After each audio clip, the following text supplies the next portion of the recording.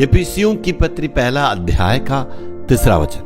हमारे प्रभु यीशु मसीह के परमेश्वर और पिता का धन्यवाद कि उसने हमें मसीह में स्वर्गीय स्थानों में सब प्रकार की आशीष दी है। स्वर्गीय स्थानों में परमेश्वर ने सारे आशीषों को हमें दे चुका है। देने वाला नहीं है, परमेश्वर हमें पूरा पहले ही दे दिया है। जो इस भौतिक आशीषों को नहीं, ईश्वरीय और स्वर्गीय आशीषों को परमेश्वर दिया है, उसे स्मरण दिलाकर प्रभु को हमें धन्यवाद देना है। इस संसार की आशीषों पर हमेशा हम ध्यान देते हैं, हमें ये चाहिए वो चाहिए। संसार की वस्तुओं पर परमेश्वर की आशीषों को हम हमेशा ध्यान देते हैं, उसे गंभीर रूप से समझते हैं। प्रभु मुझे मकान चाहिए, मुझे घर चाहिए, मुझे ये गाड़ियां चाहिए, मुझे ये वस्तुएं चाहिए, इन सारी बातों पर ध्यान देते हैं। लेकिन हमें इन सारी बातों को छोड़ के प्रभु जो कहता है ऊपरीय स्वर्गीय ईश्वरीय आशीषों को हमें ध्यान देना है। परमेश्वर हमें आशीष को हमेशा दे चुका है। पहले वचन कहता है प्रभु पहले ही हमें आशीष सारी वस्तुएं दे दिया है। इसका मतलब इस